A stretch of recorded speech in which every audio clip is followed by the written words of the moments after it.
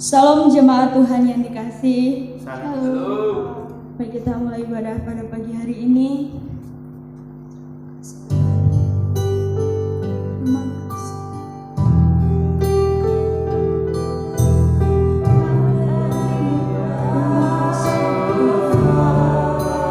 Sungguh baik Dia. Kemuliaan Tuhan tinggi.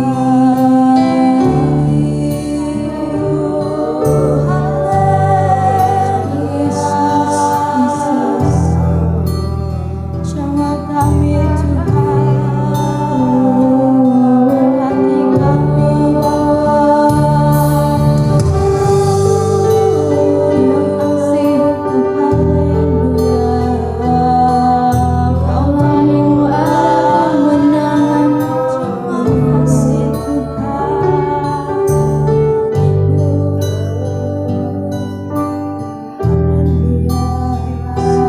Kami datang padamu,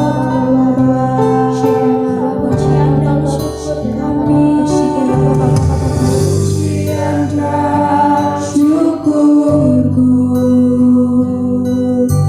ku bawa padamu, Yesus Tuhan. Dengan rendah hati ku persembahkan.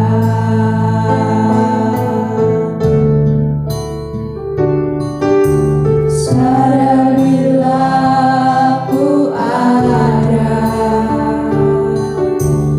hanya karena anugerah, bukan karena kekuatanku. Ku tahu Tuhan, ku tahu hidupku adalah penyembahan. Kau ciptakanku dalam kemuliaan-Mu. Kau Tuhan, ku tahu hidupku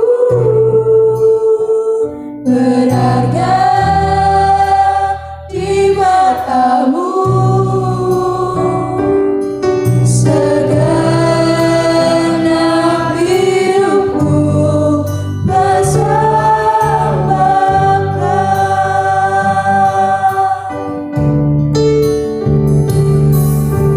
Pujian dan syukurku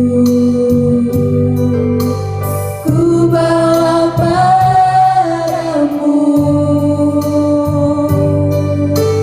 Dengan rendah hati ku persembahkan.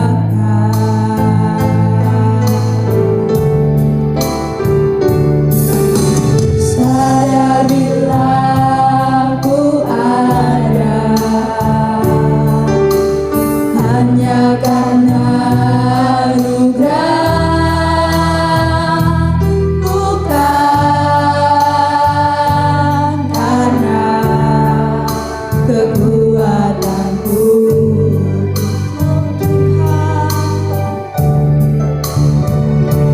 Ku tahu hidupku adalah penyembahan. Kau ciptakanku dalam kemuliaan-Mu.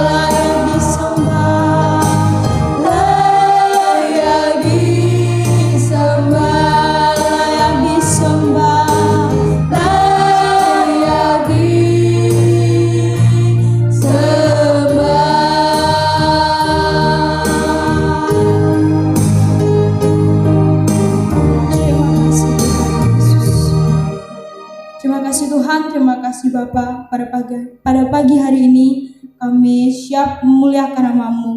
Dalam nama Tuhan Yesus, haleluya.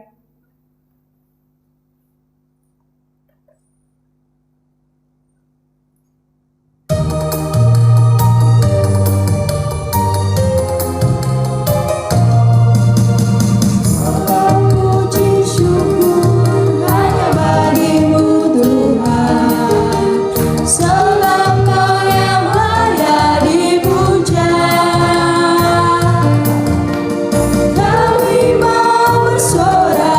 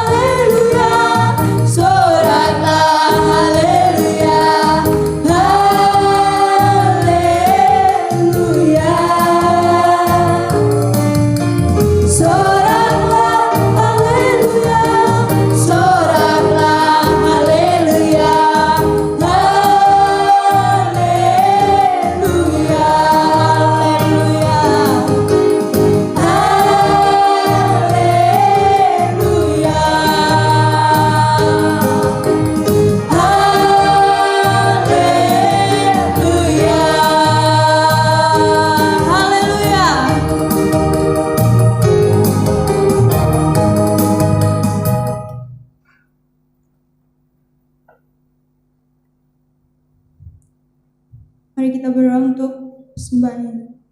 Terima kasih Tuhan, terima kasih Bapa. Pada pagi hari ini kami menyerahkan persembahan kami ya Bapa. Kuduskan dan layakkan persembahan ini ya Tuhan. Di dalam nama Tuhan Yesus, haleluya. Mari kita angkat persembahan kita baca deklarasi bersama-sama. 1, 2, 3. Pada saat kami membawa persembahan, kami percaya pintu surga terbuka dan berkat Tuhan dicurahkan. Saya menerima bisnis, pekerjaan, sekolah, dan kuliah yang lebih baik. Keuntungan, bonus, dan aset dilipat gandakan. Semua transaksi berhasil, customer lama dan baru Tuhan datangkan. Semua pembayaran dapat dilunasi, memiliki rumah di bumi dan di surga, menerima hadiah, kejutan, dan penghargaan. Diberikan jodoh bagi yang belum punya pasangan, keluarga harmonis dan tidak ada kemandulan. Semua musuh, penyakit, dan kerugian dihalau dari dalam hidupku, keluargaku, pekerjaanku, dan bisnisku. Ini adalah waktu memberi persembahan dalam nama Yesus. Haleluya. Amin.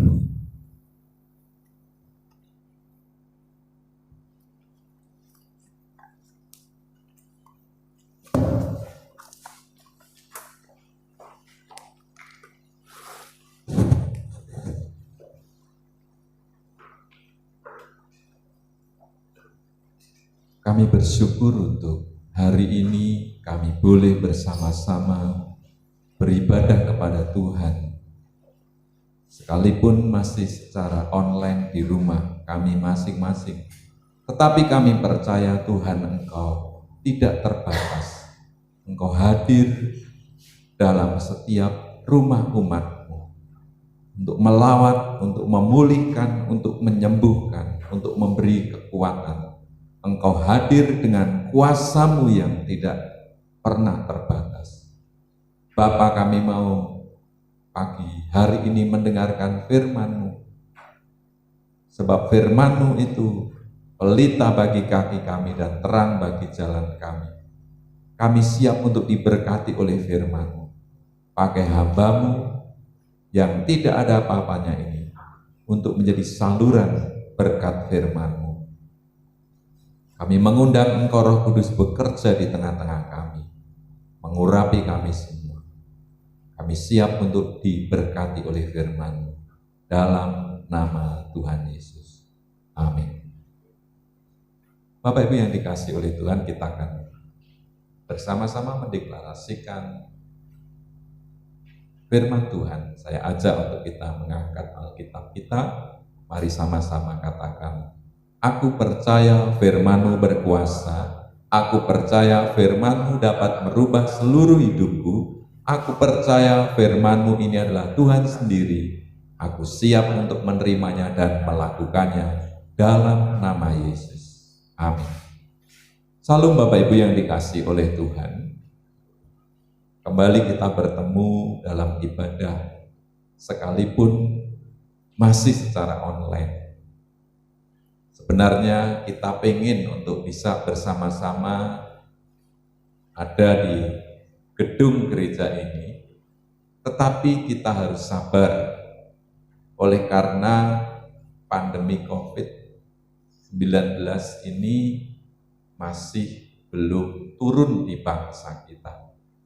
Semua untuk kebaikan kita. Sekalipun mungkin ada gereja lain yang sudah memulai mereka ibadah di gedung gereja, tetapi saya berdoa, saya berharap kita sabar terlebih dahulu sampai nanti Indonesia benar-benar mengalami penurunan.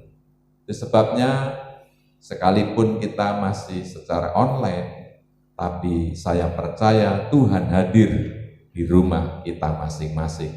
Tuhan hadir untuk melawat, untuk memulihkan, menyembuhkan, dan memberkati kita semua.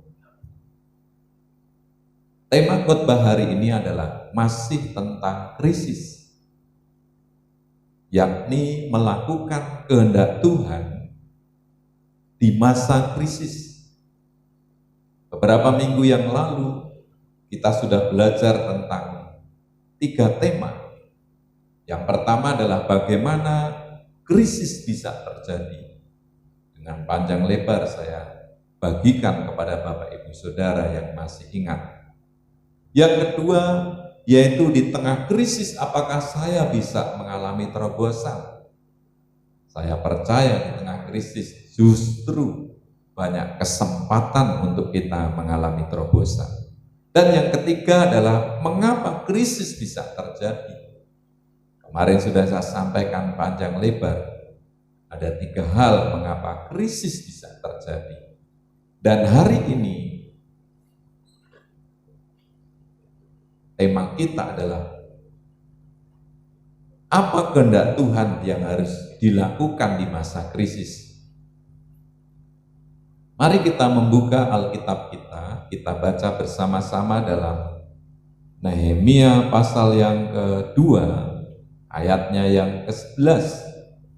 Nehemia pasal yang kedua, ayat yang ke-11. Demikian firman Tuhan. Maka tibalah aku di Yerusalem, sesudah 3 hari aku di sana. Ayat 12, bangunlah aku pada malam hari bersama-sama beberapa orang saja yang menyertai aku. Aku tidak beritahukan kepada siapapun rencana yang akan kulakukan untuk Yerusalem yang diberikan Allahku dalam hatiku. Juga tak ada lain binatang kepadaku kecuali yang kutunggangi. Bapak Ibu yang dikasihi oleh Tuhan, ketika saya membaca ayat ini, maka saya menerima rema, menerima pesan Tuhan yang sangat kuat, bahwa setiap saya dan saudara pentingnya mengerti kehendak Tuhan, pentingnya mengerti rancangan Tuhan atau rencana Tuhan yang harus dilakukan di saat krisis maupun tidak krisis.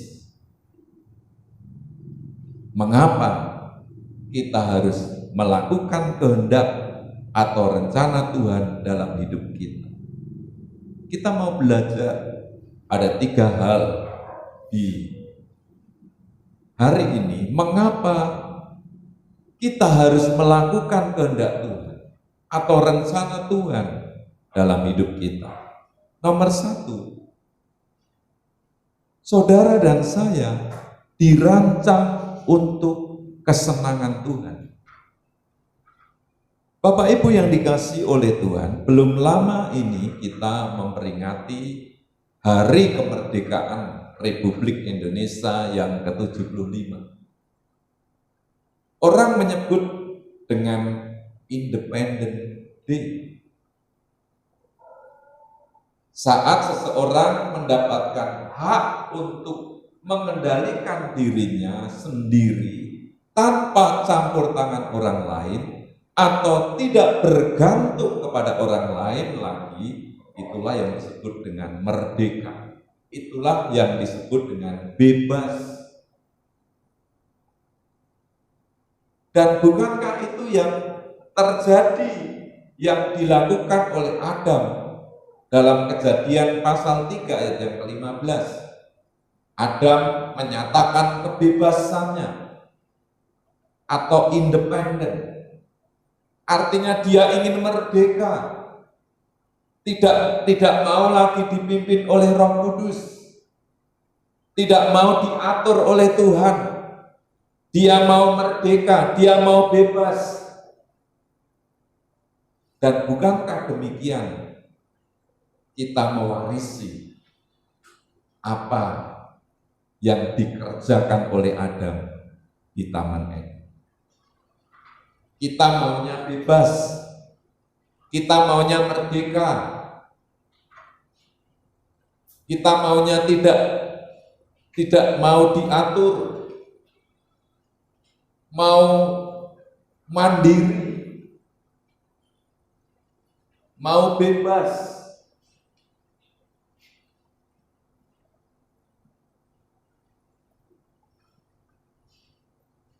Ketika kita lagi naik kendaraan, tiba-tiba lampu merah, sepi, nggak ada orang, tidak ada polisi, kira-kira berhenti atau bablas? Bablas. Tapi kalau jemaat WTC Karanganyar pasti berhenti. Naik motor, peraturannya harus punya SIM dan pakai helm. Betul Bapak Ibu? Nah kira-kira ada tidak yang naik motor tidak pakai helm? Oh banyak.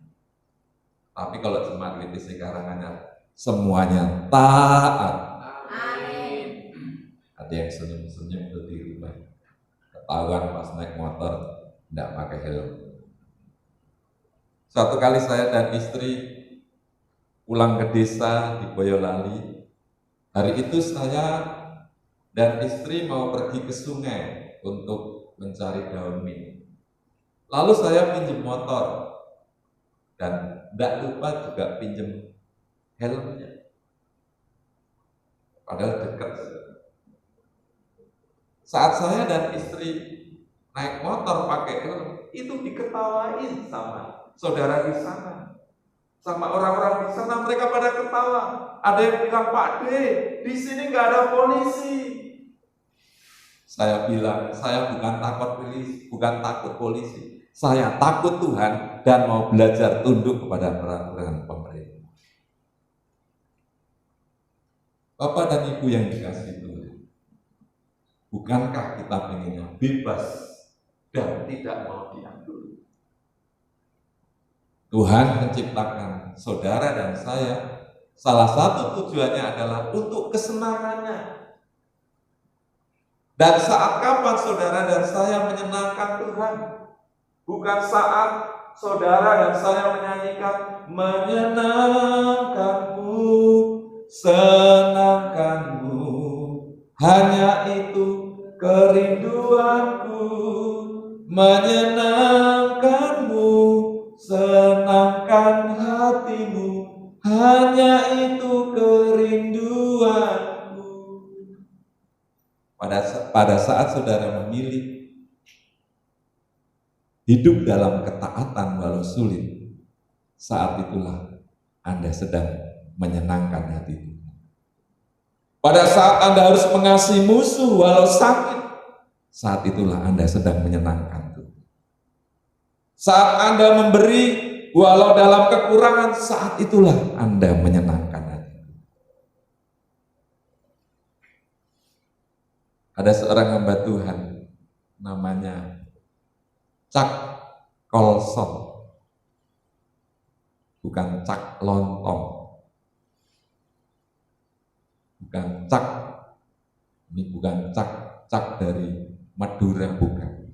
Tapi Cak Kolson, dia berkata, mengetahui bahwa kita memenuhi tujuan Allah adalah satu-satunya hal yang benar-benar memberikan perhentian atau rest untuk hati manusia yang resah gelisah. Mau hati saudara tentram, damai di masa krisis? Siapa yang mau saudara? Penuhi tujuan Allah, lakukan rencananya, pasti hidupmu tidak akan gelisah lagi. Yang percaya katakan amin. Katakan bersama-sama, kunci hati damai di masa krisis adalah mengetahui tujuan Allah dan mentaati. Katakan amin. Jadi Bapak Ibu yang dikasih oleh Tuhan, mengapa kita mesti melakukan kehendak Allah? Karena nomor satu, saudara dan saya diciptakan oleh Tuhan, dijadikan oleh Tuhan, dibentuk untuk kesenangan Tuhan, sehingga melalui hidup kita Tuhan disenangkan. Yang kedua, mengapa kita harus melakukan kehendak Allah? Di dalam Yohanes 4 ayat 34,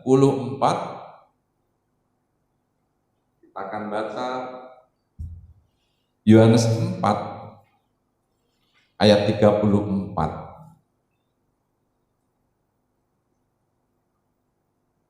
Di sana firman Tuhan dituliskan, Kata Yesus kepada mereka, makananku ialah melakukan kehendak Dia yang mengutus aku dan menyelesaikan pekerjaan.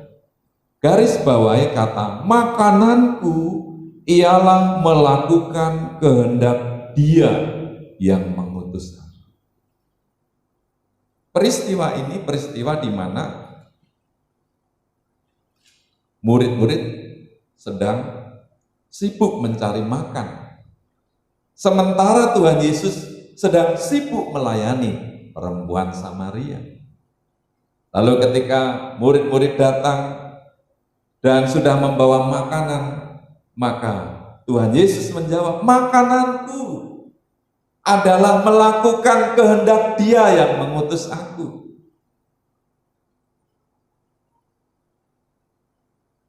Kata makananku berarti sesuatu yang penting yang Tuhan Yesus kerjakan. Saudara bekerja, berdagang supaya saudara dan saya bisa makan. Betul atau betul? Supaya tidak kelaparan. Jadi yang dimaksud makanan di sini adalah bahwa melakukan kehendak Allah merupakan kebutuhan utama, kebutuhan penting dalam hidup kita. Saya mau tanya kira-kira pada Bapak Ibu Saudara yang ada di rumah, apa yang terjadi kalau saudara tidak makan dalam satu hari? Mati, ada yang bilang mati, saudara. Kejam amat. Jangan langsung mati baru satu hari. Lemes dulu, ya betul lemes dulu.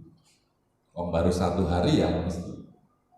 Kalau sudah 3 hari baru mati, ada yang bilang mati. Belum, masih gemeteran. Kalau 1 minggu tidak makan mungkin baru mati. Nah, berarti makanan itu penting untuk hidup kita. Bukan hanya penting, tapi sangat penting. Berarti melakukan kehendak Bapa penting tidak kira-kira? Sangat penting. Banyak orang Kristen yang mati, bisnisnya mati, usahanya mati, keluarganya mati secara rohani. Oleh karena fokus hidup yang salah, melakukan kehendak Allah tidak menjadi prioritas kita. Bapak Ibu yang dikasih oleh Tuhan, Nehemia punya pekerjaan sebagai juru minuman raja. Tetapi saat Nehemia mendapat rema, saat Nehemia mendengar rencana Tuhan yang ditaruh dalam hatinya, maka ia meninggalkan sementara pekerjaan utamanya sebagai juru minuman dan mengerjakan yang lebih utama, yakni kehendak Tuhan untuk membangun tembok Yerusalem. Ada hal yang utama yang harus saudara kerjakan, yakni mengerjakan kehendak Tuhan. Yang percaya katakan amin. Itu sebabnya Bapak dan Ibu harus membaca Alkitab setiap hari, supaya dapat mengerti apa yang menjadi kehendak Tuhan untuk saudara dan saya lakukan. Tuhan juga menyatakan kehendaknya saat kita sedang berdoa. Itu sebabnya di masa pandemi ini jangan kendor dalam berdoa, jangan berhenti dalam berdoa. Sebab seringkali waktu kita berdoa, Tuhan menyatakan rencananya, menyatakan kehendaknya untuk kita lakukan. Ada seorang hamba Tuhan namanya William Berkeley. Dia berkata, berdoa adalah lebih banyak mendengarkan daripada berbicara. Lebih banyak mendengar daripada didengar. Dan bentuk doa yang paling tinggi ialah berdiam diri sambil menunggu Allah dan mendengarnya. Wow. Luar biasa. Dalam Markus pasal 1 ayat yang ke-35, di sana dituliskan, pagi-pagi benar waktu hari masih gelap, Yesus bangun dan pergi keluar ke tempat yang sunyi dan berdoa di sana. Yesus berdoa untuk mendengar apa yang menjadi kehendak Bapa untuk dilakukan. Itu sebabnya seperti William Berkeley, berdoa adalah lebih banyak mendengarkan daripada berbicara. Suatu kali saya sedang berdoa di gereja. Selesai saya memuji, menyembah Tuhan. Tiba-tiba saya mendengar suara Tuhan. Tabur kursi untuk pos PI. Lalu saya rundingan sama istri saya. Istri saya yang menemani saya sampai hari ini. Dia berkata, kalau disuruh Tuhan, lakukan. Saya sepakat. Lalu saat itu saya masih ingat punya uang 500.000. Lalu saya dan istri datang ke toko dan membelikan kursi plastik warna biru. Saya ingat waktu itu 500.000 dapat 10 biji. Lalu saya bawa pulang kursi itu ke rumah naik beca. Begitu saya baru tiba di rumah, yang punya toko nyusul ke rumah lewat anaknya. Dia memberikan 2 kursi lagi. Katanya, yang ini khusus buat Pak Pendeta. Pakai untuk Pak Pendeta. Wow. Tuhan disenangkan. Haleluya. Tapi kita juga disenangkan Tuhan. Karena sudah taat, dapat bonus kursi 2. Jadi mengapa pentingnya mengetahui dan melakukan kehendak atau rancangan Tuhan? Karena kehendak Tuhan merupakan hal yang utama dalam hidup ini.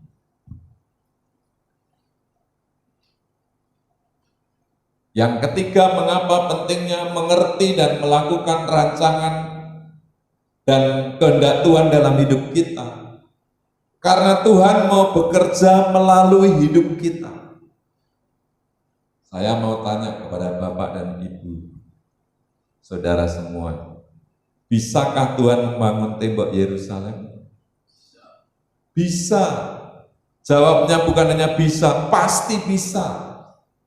Tuhan tinggal perintah malaikat, dan malaikat pasti akan mengerjakannya dengan cepat. Atau Tuhan tinggal berfirman, jadilah tembok Yerusalem, terjadi. Tetapi kenapa Tuhan memilih Nehemia untuk mengerjakannya, untuk membangun tembok Yerusalem? Karena tanpa Tuhan kita tidak mampu. Tanpa kita Tuhan tidak mampu. Artinya Tuhan ingin menjadikan kita sebagai partnernya di bumi. Tuhan itu roh. Perlu tubuh untuk melakukan rencananya di bumi. Dan kita manusia itu legal di bumi, bukan ilegal. Legal di bumi. Artinya Tuhan dengan sah bisa melakukan perbuatan yang ajaib melalui kita, perbuatan yang besar melalui kita. Saya tanya kepada Bapak Ibu Saudara, bisakah Tuhan menjatuhkan kursi yang dibutuhkan pos PI itu? Bisa. Dari langit Dia bisa menjatuhkan kursi, gedebuk-gedebuk 10 kursi. Bisa, saudara. Tapi Dia tidak mau. Kitalah yang dipilih Tuhan untuk mengerjakan. Yang percaya katakan. Dalam Kisah Para Rasul pasal yang ke-10,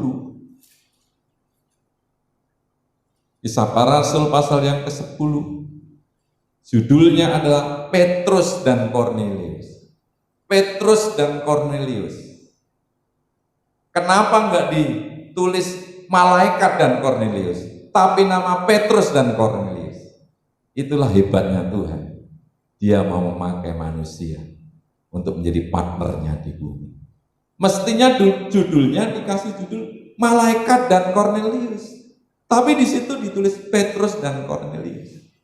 Ayat 1 di sana dituliskan, di Kaisarea ada seorang yang bernama Kornelius, seorang perwira pasukan yang disebut pasukan Italia. Ia saleh, ia serta seisi rumahnya takut akan Allah, dan ia memberi banyak sedekah kepada umat Yahudi dan senantiasa berdoa kepada Allah. Dalam suatu penglihatan, kira-kira jam 3 petang, jelas tampak kepadanya seorang malaikat Allah masuk ke rumahnya dan berkata kepadanya, Kornelius. Ia menatap malaikat itu dan dengan takut ia berkata, ada apa Tuhan?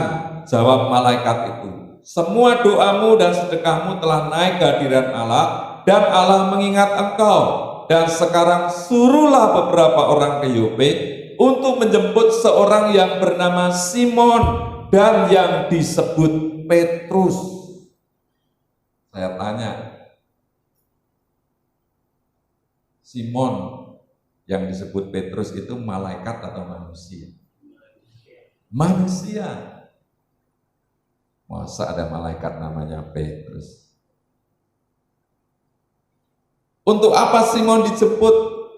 Untuk memberitakan Injil, kabar keselamatan melalui nama Tuhan Yesus. Sebab keluarga Kornelius belum menerima Tuhan Yesus sebagai Tuhan yang menyelamatkan hidup mereka. Kenapa bukan malaikat yang langsung memberitakan Injil? Bukankah malaikat bisa melakukan? Pasti bisa. Tapi sekali lagi, Tuhan mau menjadikan kita sebagai partnernya di bumi. Tuhan mau melakukan kehendaknya melalui kita. Yang percaya, tepuk tangan yang meriah buat Tuhan Allah kita. Wow, luar biasa.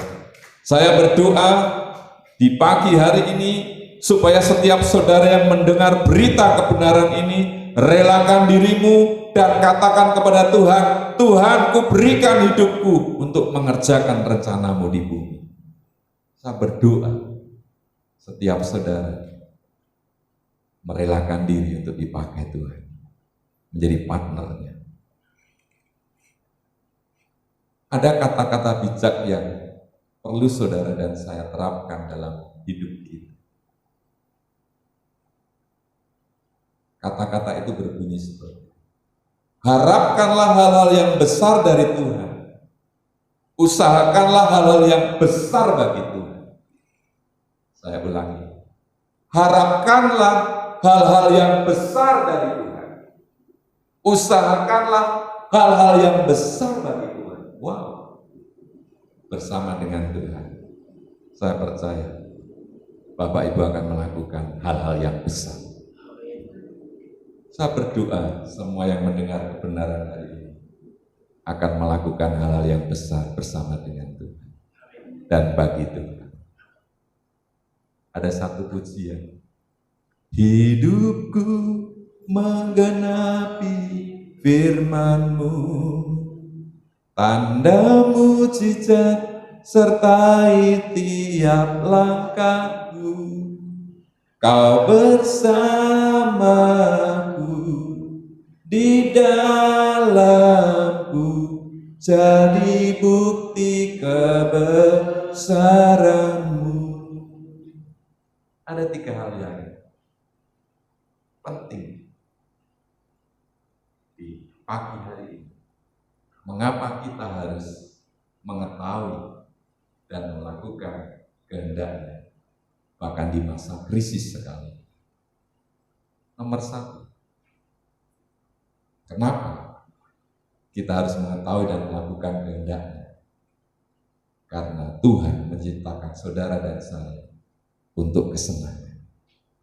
Itu sebabnya belajarlah untuk menyenangkan hati Tuhan dengan melakukan kehendak-Nya. Yang kedua, Tuhan mau hal utama dalam hidup saudara dan saya adalah melakukan kehendak. Dan yang ketiga, Tuhan mau saudara menyelesaikan rencananya melalui hidup saudara. Tuhan Yesus memberkati.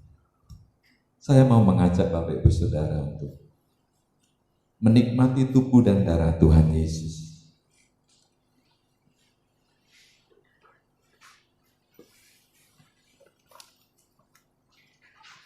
Sambil saudara menyiapkan roti dan anggur di rumah masing-masing,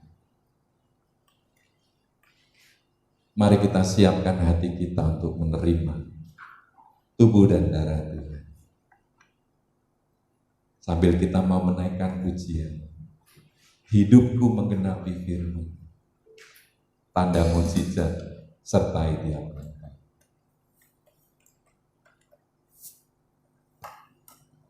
Mari siapkan roti dan anggur.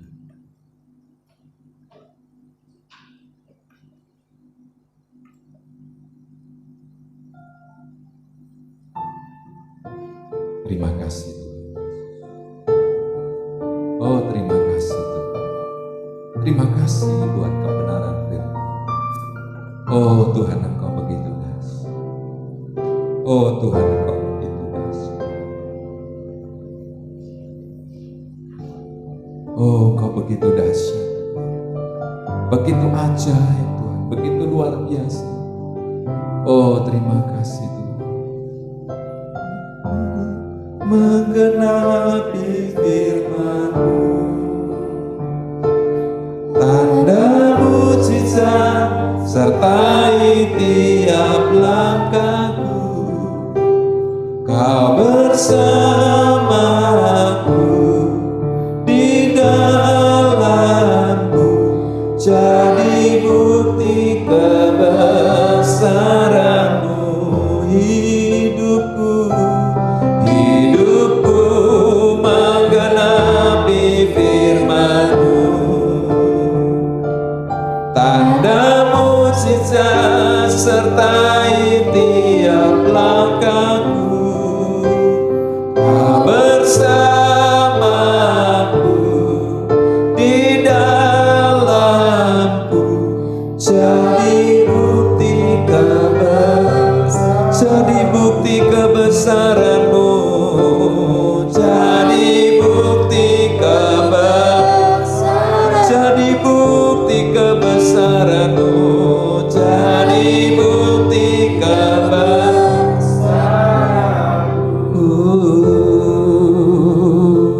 Kami mengangkat roti ini lebih tinggi dari kepala kami.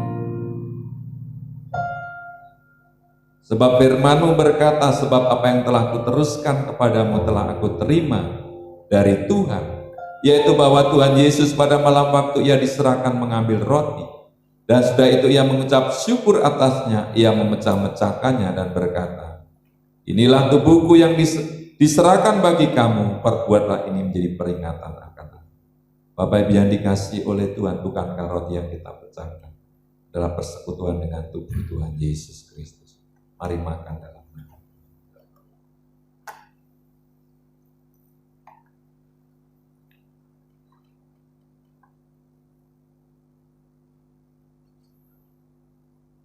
Kami angkat cawan ini ya Tuhan, sebab firman-Mu berkata demikian juga Ia mengambil cawan sesudah makan lalu berkata, cawan ini adalah perjanjian baru yang dimeteraikan oleh darah. Perbuatlah ini setiap kali kamu minumnya menjadi peringatan akan aku.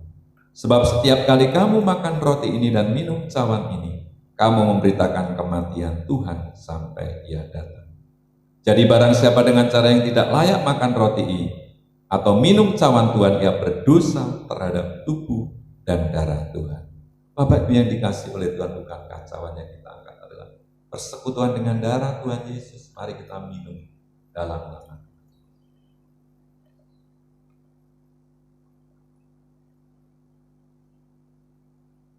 Mari kita bersyukur kepada Tuhan. Syandara maya syandaramu, sikinaramu, syandara maya se. Oh, terima kasih Tuhan, terima kasih. Oh, Siakarala bakarana karama. Korea karapa karapata karapa. Korea karamaya siandaramu. Ira karapata karamu. Jesus, Jesus, Jesus, jamah kami, lawan umatmu dengan kuasamu. Urikarararada karamu, rikarakarapata karamu. Jesus, jamah, jamah, kuatkan yang lemah, sembuhkan yang sakit, lepaskan mereka yang terbelenggu, berikan kekuatan yang sudah tidak punya pengharapan. Jamah-jamah umatmu di rumah masing-masing.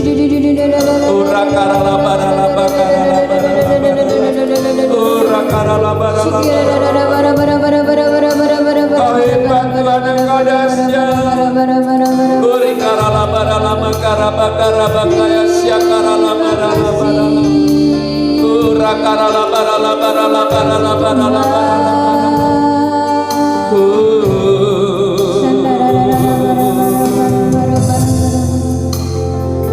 Di pagi hari ini Tuhan kami mengucap syukur.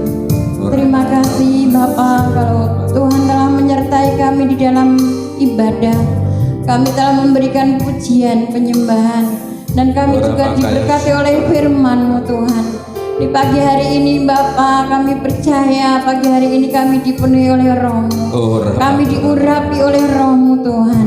Kami mengucap syukur. Di pagi hari ini Tuhan kami membawa bangsa kami Indonesia. Bapa, ampunilah bangsa Indonesia. Pulihkan bangsa Indonesia Tuhan. Bapa, ampuni apa yang telah diperbuat oleh umat-Mu yang ada di Indonesia ini. Bapa, kami berdoa buat bangsa Indonesia ini Bapa. Kami percaya kalau Pantekosta ketiga terjadi untuk Indonesia. Kami percaya Tuhan lawatan akan terjadi untuk bangsa kami. Tuhan, penuaian akan terjadi untuk Indonesia Tuhan. Banyak jiwa-jiwa yang dimenangkan, banyak jiwa-jiwa yang mencari lawatan Tuhan yang besar. Terima kasih Tuhan. Demikian juga dengan gereja-Mu yang ada di Wadah GBI Karanganyar ini Tuhan. Kami juga akan menerima lawatan yang daripada Engkau, yaitu Pantekosta yang ketiga ini Tuhan. Gereja-Mu akan Kau pakai untuk menuai jiwa-jiwa yang ada di Karanganyar, Kebumen Tuhan, Gombong Tuhan. Terima kasih Tuhan, terima kasih buat gereja-Mu ini. Kami juga berdoa Tuhan, para bangsa akan datang ke rumah Tuhan, dan anak rohani akan datang ke tempat ini, dan berkat-berkat dari bangsa-bangsa akan mengalir datang ke rumah-Mu Tuhan. Terima kasih Tuhan, terima kasih. Kami bersyukur Tuhan buat gereja-Mu di Wadah GBI Karanganyar ini Tuhan. Terus pakai gereja-Mu ini Tuhan untuk menjangkau jiwa-jiwa. Kami mengucap syukur Tuhan, terima kasih. Kalau Tuhan telah berpesan untuk hamba-Mu untuk merebut tempat ini, kami percaya Tuhan segala sesuatu yang telah kami rebut Tuhan turut bekerja. Dan tidak sampai tahun-tahun Tuhan, tapi kami percaya sebentar lagi gereja ini menjadi milik GBI Karanganyar. Terima kasih Tuhan, terima kasih. Berkati hamba-Mu yang telah mengembalakan di tempat ini. Pakai hamba-Mu Tuhan untuk memenangkan banyak jiwa di kota ini. Dan kami percaya melalui kehidupan hamba-Mu Tuhan, ini jawaban bagi kota di mana kami tinggal Tuhan. Terima kasih Tuhan, terima kasih. Kami juga berdoa Tuhan buat umat-Mu yang ada di Wadah GBI Karanganyar Tuhan, yang saat ini membutuhkan pekerjaan. Tuhan tolong diberikan pekerjaan. Anak-anak yang membutuhkan studi Tuhan, kami percaya Tuhan telah memberkati orang tuanya. Dan kami juga percaya Tuhan, mereka yang mencari bangku kuliah Tuhan, kami percaya dia akan diberi yang terbaik dari Tuhan. Terima kasih Bapak, terima kasih. Mereka yang sakit Bapak, oleh bilur-bilur Engkau disembuhkan di dalam nama Tuhan Yesus Kristus. Bapak, kalau yang saat ini lemah rohaninya, kami percaya Tuhan oleh kuasa kuasamu, namamu, firmanmu Tuhan. Umat Ya, menjadi Tuhan. semangat dan mempunyai roh yang menyala-nyala untuk melayani Engkau Tuhan. Terima kasih Bapak, terima kasih. Terima kasih Tuhan Yesus buat pagi hari ini. Biar kami siap untuk menerima berkat yang daripada Engkau. Terima kasih Tuhan. Mari Bapak Ibu yang dikasih oleh Tuhan, angkat tangan. Jemaat yang dikasih Tuhan, sekarang terimalah berkat, kasih karunia, dan damai sejahtera dari Allah Bapa, Putra, dan Allah Roh Kudus dalam nama Tuhan Yesus menyertai hidupmu sekarang dan selama-lamanya. Diberkatilah saudara pada waktu masuk, diberkatilah saudara pada waktu keluar, diberkatilah pekerjaanmu, usahamu, rumah tanggamu, anak-anakmu, sekolahmu, dan apa saja yang kamu kerjakan dibuat berhasil, supaya namanya dipermuliakan dalam hidupmu sekarang sampai selama-lamanya. Yang diberkati Tuhan, mari sama-sama katakan amin. Tuhan memberkati. Selamat hari ini.